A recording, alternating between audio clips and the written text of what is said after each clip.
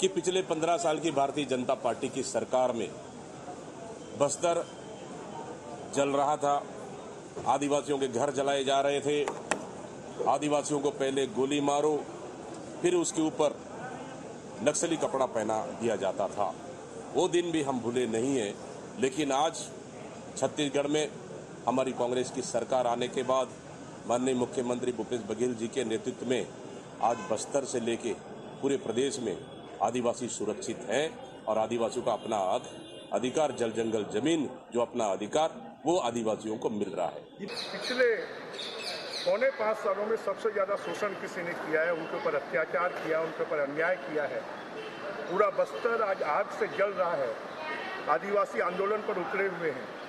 आदिवासियों का धर्मांतरण हो रहा है, उनकी संस्कृति को नष्ट किया जा रहा है।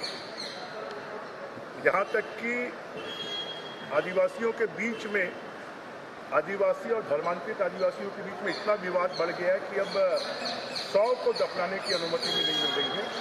तो कांग्रेस इसको खुद के लिए गौरव की बात मान सकती है कि आदिवासियों में आपस में झगड़ा करवाना, उनमें विवाद करवाना, उनकी संस्कृति को नष्ट करना, धर्मांतरण करवाना।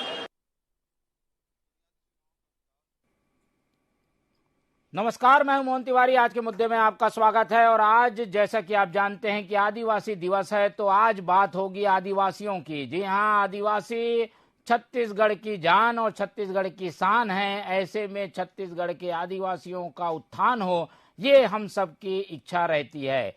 जब आदिवासियों की बात होती है तो उन्हें एक वोट बैंक के रूप में देखा जाता है, और जब ऐसे दिन आदिवासियों के विकास को हम पैमानों में रखकर तोलने की कोशिश करते हैं तो इसका विकास, उसका विकास, मेरे समय का विकास, उसके समय का विकास में ये पूरी जंग उलझ जाती है। ऐसे में आदिवासी दिवस के दिन आदिवासियों के हित में क्या होना चाहिए, आदिवासियों का कौन असली हितैषी है, इसी पर आज हमारी चर्चा केंद्रित है। पहले मिल लेते हैं उन मेहमानों से जो इस चर्चा में हमारे साथ रहेंगे। हम बहुत स्वागत करेंगे। हमारे साथ जुड़ रहे हैं पहले तो कांग्रेस का पक्ष रखने के लिए अंशुल मिश्रा जी, बहुत बहुत स्वागत है आपका। इसके अलावा भाजपा का पक्ष रखने के लिए हमारे साथ जुड़ रहे हैं KL चौहान जी, आपका बहुत बहुत स्वागत है। और बस्तर से हमारे साथ वहां के एक्टिविस्ट के रूप में जुड़ रहे हैं शुभ्रांशु जी, जो कि बताएंगे कि असली में आदिवासियों की क्या इच्छा है और उनका असली हितैषी कौन है। तो तीनों मेहमानों का स्वागत करते हुए इस चर्चा को मैं शुरू करता हूं। और जैसा कि हमने बताया कि आज की थीम ही है कि आदिवासी दिवस हम मना रहे हैं, तो आदिवासियों को याद करें और उनके बीच की बात हम लोगों तक लाएं। दोनों पक्षों का बयान हमने सुन लिया है, जिसमें बताने की कोशिश कांग्रेस की ये है कि 15 साल में बीजेपी ने कैसे आदिवासियों को प्रताड़ित किया, जिनसे मुक्ति अब मिल गई है। वहीं बृजमोहन अग्रवाल ये बताने से गुरेज नहीं कर रहे हैं कि किस तरीके से आदिवासी अब भी वही हाल में है, उनका कोई विकास नहीं हुआ है। ऐसे में दावे दोनों ओर से हैं। एक एक करके प्रतिक्रियाएं ले लेते हैं। पहले मैं अंशुल मिश्रा जी की ओर चलता हूं। अंशुल जी, आदिवासी दिवस है और आदिवासी दिवस के दिन सब अपने अपने कार्यक्रम कर रहे हैं, मुख्यमंत्री के कार्यक्रम हो रहे हैं, पार्टी का कार्यक्रम हो रहा है, और आदिवासी के हितैषी बताने की एक तरीके से जी तोड़ कोशिश हो रही है। कांग्रेस कहां देखती है अपने आप को? आदिवासी आप लोगों के सबसे ज्यादा साथ हैं, सबसे ज्यादा जनप्रतिनिधि आपके आदिवासी हैं, पूरे आदिवासी क्षेत्र में कांग्रेस का राज है। फिर आप लोग तस्वीर क्यों नहीं बदल पा रहे हैं? अभी भी ठिकरा बीजेपी पर क्यों फोड़ रहे हैं? महोदय, हम कांग्रेसी जो है वो आदिवासियों के हितैषी हैं, ऐसा माहौल बनाने की कोशिश की जा रही है। ऐसा नहीं है। आप हमारा पुराना इतिहास उठाकर देख लीजिए। हम शुरुआत से आदिवासियों के हितैषी रहे हैं, क्योंकि हम यह समझते हैं कि चाहे आदिवासी समाज हो या कोई भी अन्य समाज हो, जब तक उसको एक मुख्य धारा में जोड़ने का काम या प्रयास नहीं किया जाएगा, तब तक सशक्त भारत की भूमिका नहीं दी जा सकती। इसी की प्रतिलिपि है। अगर आदिवासियों की मैं आपको बात करूं तो पिछले 4.5 पौने 5 वर्षों में हमने आदिवासियों की जो कौंदू कुटकू रागी जैसी चीजें होती हैं उसकी पैसा बढ़ाने का काम अगर किसी ने किया है तो वह हमने किया है। अगर हम तेंदुपत्ता की बात कहें तो उसमें उनका समर्थन मूल्य बढ़ाने का काम किया है तो वह हमने किया है। और तो और पिछले 15 वर्षों में आदिवासियों की जो जमीनें खा गई थी पुरानी पूर्ववर्ती सरकारें अपने मित्रों को दे दिया था, उनका सम्मान वापस करने का काम भूमि को दिया है तो वह हमने किया है। ऐसे अगर मैं आपको बताना चाहूं तो इतनी सारी फेयर लिस्ट है कि मैं आज रात बताते बताते बीत जाएगी। लेकिन मुख्य मुद्दा और प्रमुख मुद्दा यह है कि उनका जल जंगल वाले जो लोग होते थे, जो सीधे होते थे, उनको भरोसे में लेते हुए, सरकार ने भरोसे में लेते हुए जो उनको मुख्य धारा में जोड़ने का काम कर दिया है और आदिवासी दिवस के दिन उनको सम्मान दिलाने का काम कर दिया है, मैं समझता हूं यह अपने आप में शोभनीय बात है। और ब्रजमोहन अग्रवाल जी यह कह रहे थे कि आदिवासी के लिए छलावा किया है, आदिवासियों के बीच में धर्मांतरण हुआ है, आदिवासी आज सबसे ज्यादा दुखित आत्मा है। तो मैं उनको थोड़ा सा संज्ञान में ला देना चाहता हूं कि उनकी जो संस्कृति है, वो कहते हैं कि किसी भी राष्ट्र की संस्कृति को समाप्त कर दीजिए, वह राष्ट्र अपने आप समाप्त हो जाता है, वह समाज अपने आप समाप्त हो जाता है। आज आदिवासियों की संस्कृति को संपूर्ण विश्व पटल पर अगर सरकार ने, अगर भूपेश दाऊ जी ने सहारा देते हुए विश्व पटल पर पूरे विख्यात करने का अगर काम किया है, तो मैं समझता हूं कि ऐसी संस्कृति को सम्मान कहना चाहिए, ना कि उनका अपमान कहना चाहिए। तो राजनीतिक रोटियां जो प्रमुख विपक्षी दल हैं वह सेकना बंद कर दें, क्योंकि अब वह 15 वर्ष का जमाना नहीं गया जब 35,000 महिलाओं को रातों रात बंद कर दिया जाता था जेल में, बिना किसी भी कारण के सीढ़ी खड़ी करके गोली मार दी जाती थी और उनको नक्सलाइट हमला कह के उनको आदिवासियों का अपमान कर दिया जाता था। अब वह समय नहीं है, अब समय बदल चुका है। आदिवासी अब प्रतिनिधित्व करता हो गया है। आदिवासी आज देश का शौर्य का वर्णन करने वाला व्यक्ति हो गया। आदिवासी जो समाज है वह पूरे विश्व जगत में बताने वाला वर्णन हो गया है कि आदिवासी आज क्या कर सकता है और क्या नहीं। तो मेरा सलाह यह है आज आदिवासी दिवस के दिन कि राजनीतिक और षड्यंत्रकारी राजनीतिक रोटियों को सेकना बंद करें, समाज को समाज से जोड़ने का काम करें। ठीक है, कांग्रेस की ओर से एक लंबी चौड़ी दलील आ गई है और क्योंकि नक्सल समस्याओं में जो है कमी आई है, क्योंकि घटनाएं कम हुई हैं, इसलिए उनकी छाती चौड़ी भी है। बताने की कोशिश कर रहे हैं कि नक्सल समस्याएं जो घटनाएं थी वो नहीं हो रही हैं, इसका मतलब आदिवासी आगे बढ़ गए हैं। चौहान जी की ओर रुख करता हूं। चौहान जी, आपके समय में जो हुआ सो हुआ, लेकिन अब कांग्रेस दावा कर रही है कि आप ही के समय में हुआ जो होना था, इनके समय में तो सब अच्छा चल रहा है।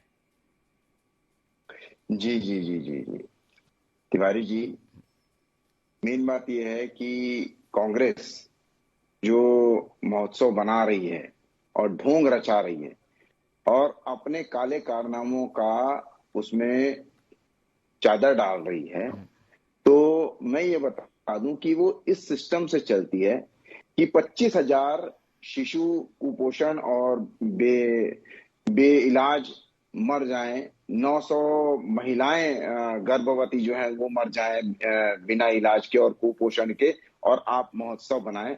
ये इन कांग्रेस की रीति नीति है। आप ये चाहते हैं, और ये अभी बोल रहे थे कि आदिवासी को किसी समाज को समाज से लड़ाने की कोशिश मत करें। तो आप तो आदिवासी से लड़ा रहे हैं धर्मांतरण करके, और आप महोत्सव की चादर ओढ़े हुए बैठे हुए, और आप मुर्मू जी को आप विरोध करते हैं कि वो राष्ट्रपति ना बने, और आप बोलते हैं कि हम महोत्सव से इसको ढक लेंगे। तो आदिवासी भाई बहन सब जानते हैं, आप 32% में रोड़ा अटकाते हैं, अपने ही लोगों से याचिका दायर करवाते हैं, उसमें ऑब्जेक्शन लगवाते हैं और उसको पुरस्कृत करते हैं, और आप बोलते हैं महोत्सव बनाएंगे। तो आदिवासी भाई बहन सब जानते हैं, आप 900 करोड़ का उनका फंड कहीं दूसरी जगह यूज कर लेते हैं, पाटन में यूज करते हैं, और आप बोलते हैं कि आदिवासी भाई बहन महोत्सव बनाए और हम उसकी आड़ में छुप जाएं। तो आदिवासी भाई बहन सब जानते हैं। आप खुद ये बोलते हैं कि इन्होंने देखा कि हम पूरे भारत में छत्तीसगढ़ नंबर 1 पे है आदिवासी महिलाओं के साथ दुष्कर्म करने में, ये, और उसकी आड़ में आप बोलते हैं कि हम महोत्सव बनाएंगे और अपनी खामियां छुपा लेंगे। तो आदिवासी भाई बहन सब जानते हैं। और भी लंबी फेहरिस्त है कि वो सुबेरे हो जाएगी, जैसे इन्होंने बोला सुबेरे हो जाएगी, तो वो भी मैं आपको बताना चाहता हूँ। और जो तेंदुपत्ता की ये बात कर रहे थे, 2 साल से तिवारी जी इनका बोनस रुका हुआ है और आप इसकी आड़ में महोत्सव बना रहे हैं, ये भी आदिवासी भाई बहन बहुत अच्छे से जानते हैं।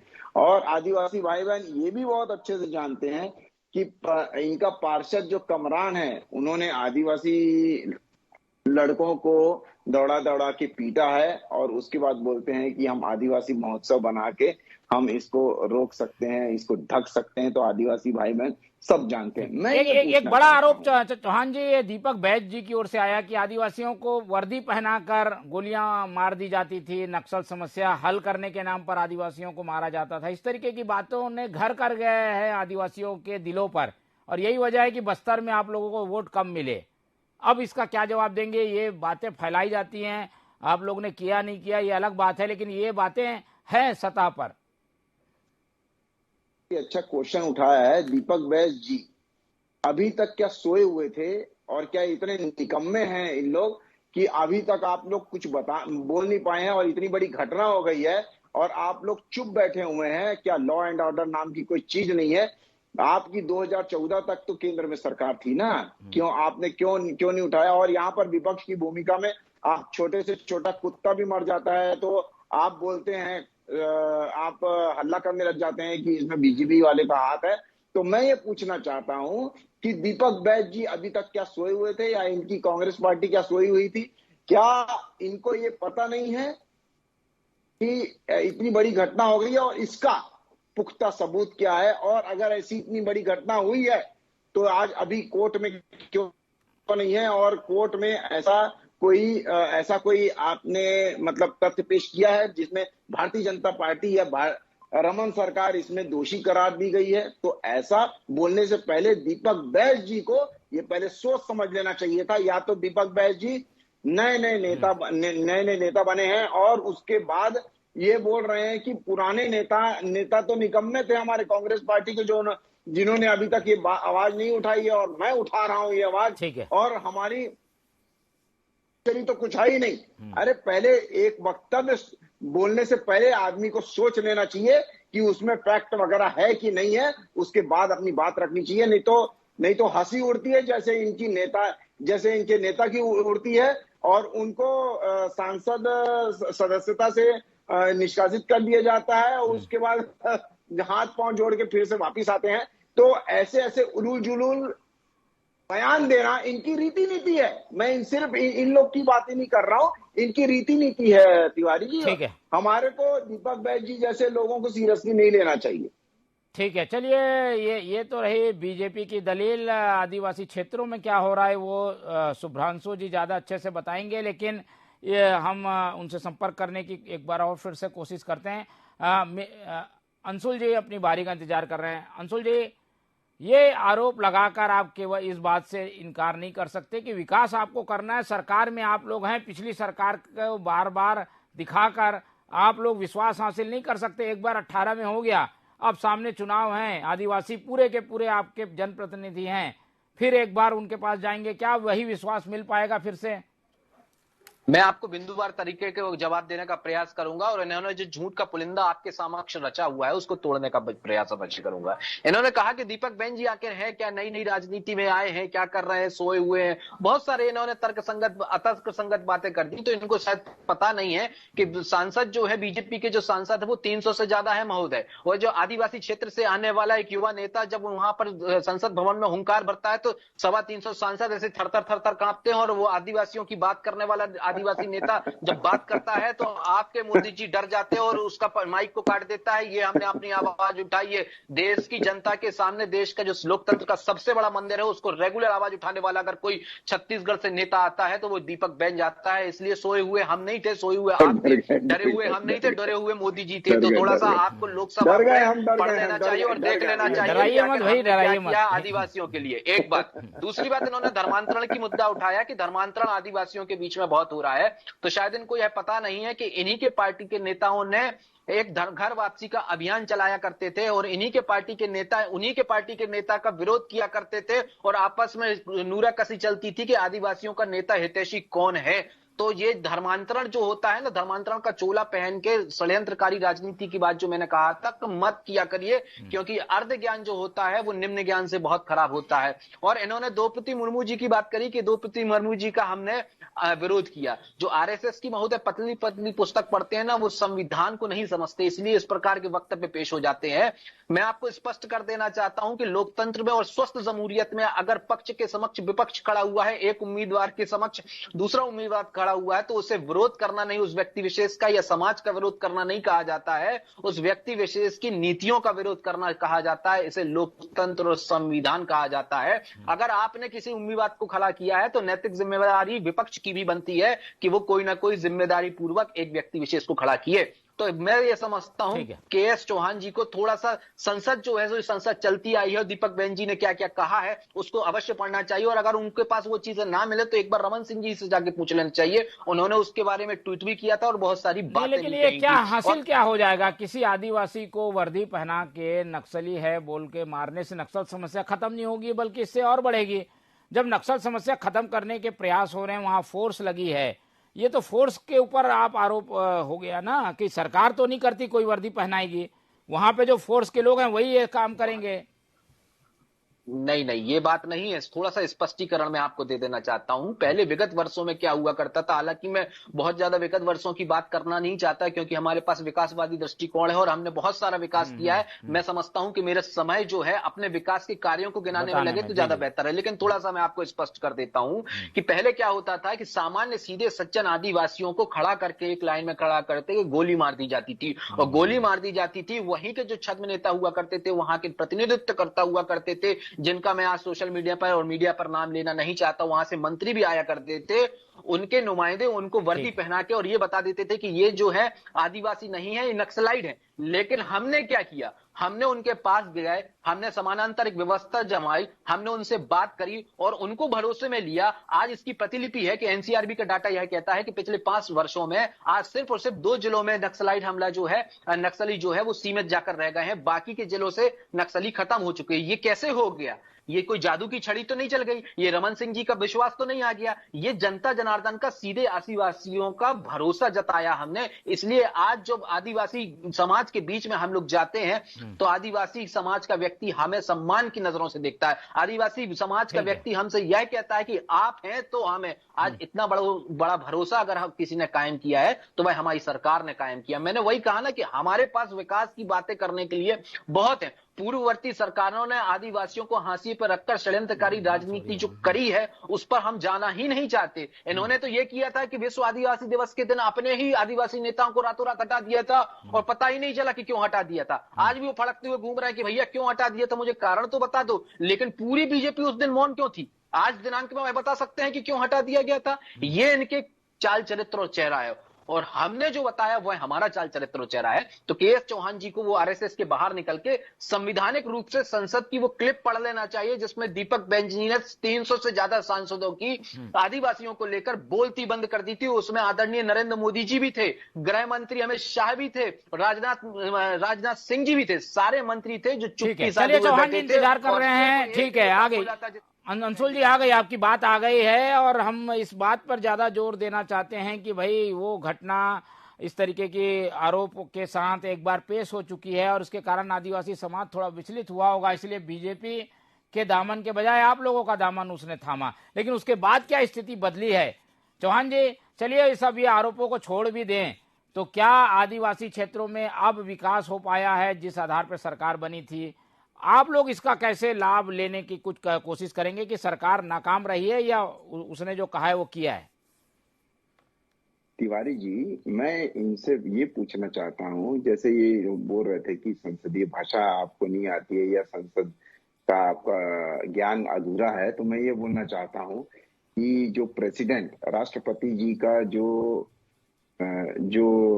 पद है वो किसी दल का पद नहीं है, किसी विचारधारा का पद नहीं है। सबसे पहले ये दुरुस्त कर लें कि आपने बोल रहे थे कि हम पद की लड़ाई है। दूसरी बात ये है कि आदिवासी महिला को राष्ट्रपति बनाने के लिए वो आदिवासी बाद में भी थी, राष्ट्रपति बनने के पहले भी थी।